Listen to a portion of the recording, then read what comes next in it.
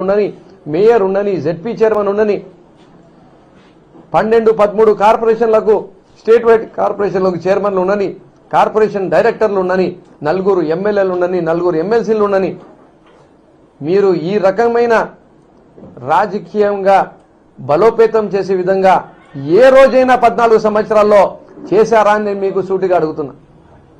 మీరు గతంలో సీట్లు ఎన్ని ఇచ్చారు? ఎమ్మెల్యే సీట్లు మేము ఎన్ని ఇచ్చినాం? మీరు ఎందుకు గెలిపించుకోలేకపోయినారు? మేము ఎందుకు గెలిపించుకోగలిగినాం? మీరు ఓడిపోయే సీట్లు ఇచ్చారు, ఓడగొట్టడానికి ఈ సీట్లు ఇచ్చారని చెప్పి కూడా మైనార్టీ వర్గాలు బాగా గ్రహించినాయి అని చెప్పి కూడా మీకు తెలియజేసుకుంటున్నాం. గతంలో 5 సీట్లు ఇస్తే ఈ 4 గెలిచినాం. ఈసారి జగన్మోహన్ రెడ్డి గారు 7 సీట్లు ఇచ్చినాడు. 7కి 7 కూడా ఈసారి జగనన్న అభిమానులు, జగనన్న సైనికులు, పేద బీద బడుగు బలహీన వర్గాలందరూ ఖచ్చితంగా ఈ మైనార్టీ వర్గాల నుంచి వచ్చిన బీద నాయకులు ఎవరైతే నిస్వార్థంగా పనిచేయడానికి ముందుకు వచ్చినారో వాళ్ళని గెలిపించుకుంటారని చెప్పి కూడా మీకు తెలియజేసుకుంటున్నా. ఈరోజు గౌరవ ముఖ్యమంత్రి గారు ఒక పబ్లిక్ మీటింగ్లోనే 2 సంవత్సరాల తర్వాత ఖాళీ అయ్యే రాజ్యసభకు కూడా మైనార్టీని నన్ను నామినేట్ చేస్తానని చెప్పి కూడా చెప్పడం ఇది గొప్ప విషయం కాదా అని చెప్పి నేను మీకు సూటిగా అడుగుతున్నా. మీకు చిత్తశుద్ధి ఉంటే, నీతి ఉంటే, నిజాయితీ ఉంటే 350 రూపాయలకి ఇచ్చే, అది కూడా దాంట్లో పురుగులు, దాంట్లో నాశకరమైన పదార్థాలతో కూడిన ఆ తోఫా ఎన్నోసార్లు తీసి ఇప్పి జనాలు చెప్పినారు, ఇదే మీరు పంపించింది చంద్రబాబు నాయుడు గారు. దాంట్లో కూడా డబ్బులు దోచుకొని తిన్నారు మీరు ముస్లింల పేరు చెప్పి. మీరా మాట్లాడేది అని చెప్పి నేను మీకు సూటిగా అడుగుతున్నా. ఒక లీడర్ అంటే కులాలకు, మతాలకు, ప్రాంతాలకు అతీతంగా ప్రేమించాలి, ప్రతి ఒక్కరిని సమానంగా చూడాలి. ఈరోజు జగన్మోహన్ రెడ్డి గారు వచ్చిన తర్వాతనే మైనార్టీలకు కానీ, ఎస్సీలకు కానీ, ఎస్టీలకు కానీ, బీసీలకు కానీ సమానత్వము అది రాష్ట్ర బడ్జెట్లో ఉండని, రాజకీయ ప్రాధాన్యతలో ఉండని వచ్చింది అని చెప్పి విషయము వాస్తవం కాదా అని చెప్పి నేను సూటిగా అడుగుతున్నా. ఈరోజు 175 ఎమ్మెల్యే సీట్లు, 25 ఎంపీ సీట్లు ఉంటే, మొత్తం కలిపి 200 సీట్లు ఉంటే, YSR Congress party is the only party 50% of the seats ని ఎస్సీ, ఎస్టీ, బీసీ మైనార్టీలకు కేటాయించింది. వాస్తవం కాదా అని చెప్పి నేను చంద్రబాబు నాయుడు గారు అడుగుతున్నా. చంద్రబాబు నాయుడు గారు కానీ, పచ్చ మీడియా కానీ అబద్ధాలు మానుకొని మీరు ఏమి చేసినారు గతంలో మాట్లాడండి, రేపు ఏమి చేస్తారో మాట్లాడండి. కానీ ప్రజల్ని మాత్రము తప్పుదోవ పట్టించే విధంగా, మభ్యపెట్టి ఇచ్చే విధంగా, వాళ్ళని తప్పుదోవ పట్టించి ఓట్లు దండుకునే విధంగా మీరు చేస్తే మాత్రము ఈరోజు ప్రజలు మీకు వినే పరిస్థితులు లేరు చంద్రబాబు నాయుడు గారు అని చెప్పి కూడా నేను మీకు క్లారిటీగా చెప్తున్నా. ఈరోజు వైఎస్ జగన్మోహన్ రెడ్డి గారు వచ్చిన తర్వాతనే మాకు రిజర్వేషన్ కంటిన్యూ అవుతుందని చెప్పి ధైర్యం వచ్చింది. జగన్మోహన్ రెడ్డి గారు వచ్చిన తర్వాతనే ఉర్దూని సెకండ్ లాంగ్వేజ్ వచ్చింది. జగన్మోహన్ రెడ్డి గారు వచ్చిన తర్వాతనే మైనార్టీ సప్లాన్ వచ్చింది. జగన్మోహన్ రెడ్డి గారు వచ్చిన తర్వాతనే ప్రతి ఒక్క పథకంలో సమానత్వం వస్తుంది అని చెప్పి మాకు ఒక భరోసా కలిగింది. జగన్మోహన్ రెడ్డి గారు వచ్చిన తర్వాతనే మేము విపక్షకు గురి కావాల్సిన అవసరం లేదని చెప్పి మాకు భరోసా వచ్చింది.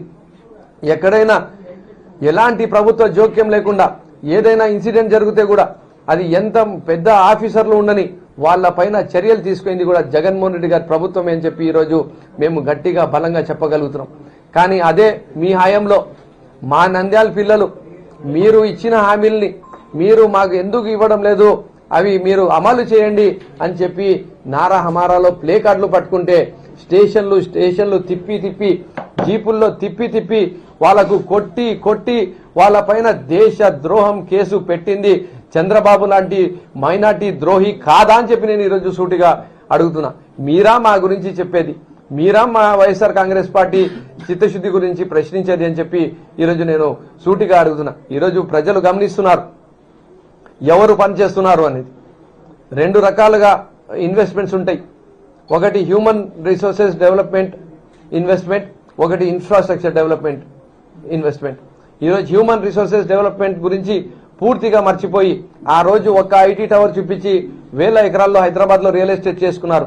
ఈరోజు అమరావతి చూపించి మళ్ళీ 1000 ఎకరాల్లో 50,000 ఎకరాల్లో మీరు రియల్ ఎస్టేట్ చేసుకోవాలని చెప్పి అనుకున్నారు. కానీ ప్రతి కుటుంబంలో అభివృద్ధి జరగాలని చెప్పి మీరు కోరుకోలేదు.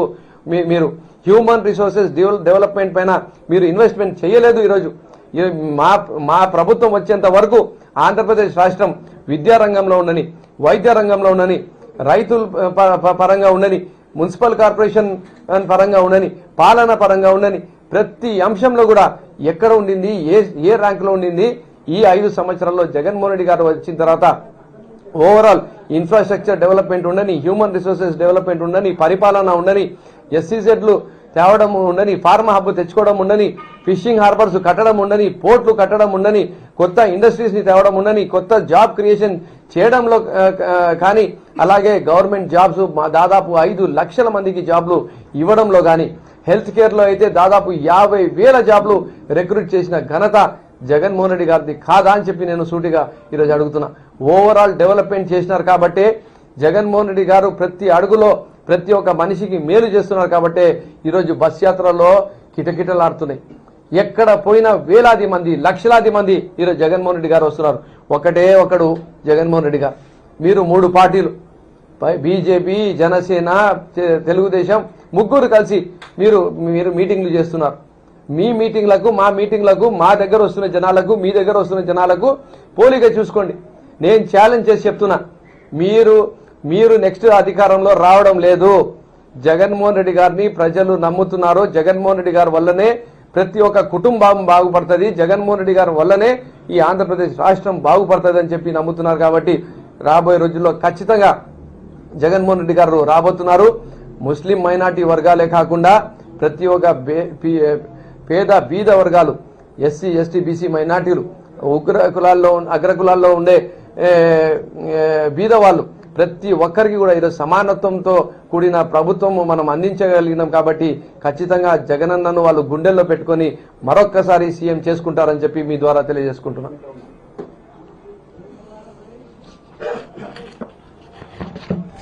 ఇంకో అంశం అన్న, ఒక్క మాట ప్రతిసారి చెప్తుంటారు వీళ్ళు ఇస్లామిక్ బ్యాంక్ గురించి. ఇస్లామిక్ బ్యాంక్ గురించి మేము ఎక్కడ మేనిఫెస్టోలో పెట్టలేదే. ఇస్లామిక్ బ్యాంక్ గురించి మేనిఫెస్టోలో పెట్టింది తెలుగుదేశం పార్టీ.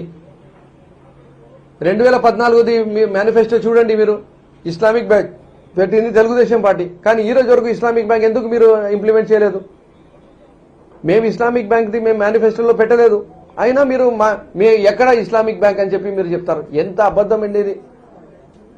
మీరు హామీ ఇచ్చి మీరు ఎగరగొట్టి మళ్ళీ మేము ఇయ్యలేని హామీ పైన మీరు మళ్ళీ దానికి కూడా మీరు చేయలేదు అని చెప్పి చెప్పడం అంటే ఈ గోబెల్స్ అనే మనిషికి కూడా దాటిపోయి ప్రచారం చేస్తున్నారు. నిజంగా చెప్పాలంటే ఈరోజు ఇమాం మౌజన్లకు ఆనరేరియం పెంచి ఇస్తున్నది ప్రభుత్వం జగన్మోహన్ రెడ్డి గారి ప్రభుత్వం కాదా?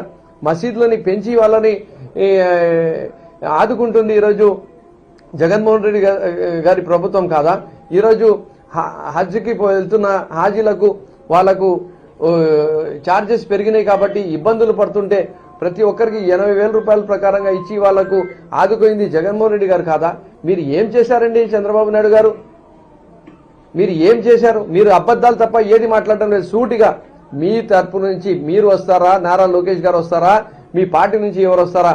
మేము రెడీగా ఉన్నాం. మేము మాట్లాడడానికి మేము చేసినాం కాబట్టి మేము నిరూపించగలుగుతాం, చూపించగలుగుతాం.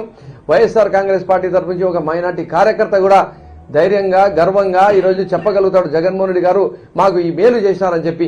మరి మీ తరపు నుంచి అలా మేలు చేసే కార్యక్రమం ఎవరైనా చెప్పగలుగుతాడా, చేయగలుగుతాడా?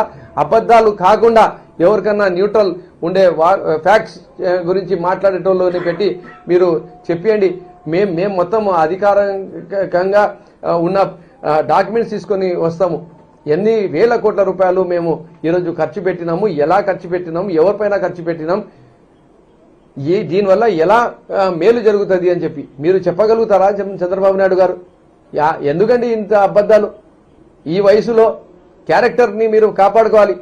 ఎలక్షన్ ఓడవడము గెలవడం అనేది ముఖ్యం కాదు, క్యారెక్టర్ అనేది ముఖ్యం. అబద్ధాలు చెప్పి అబద్ధాలపైన మీరు గెలవాలని చెప్పి అనుకుంటే మాత్రము చరిత్ర మీకు క్షమించదు అని చెప్పి మీకు తెలియజేసుకుంటున్నా.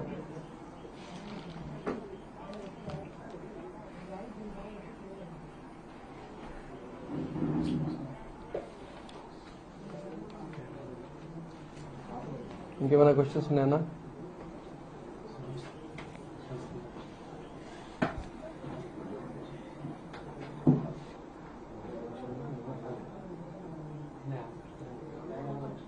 స్నేహల్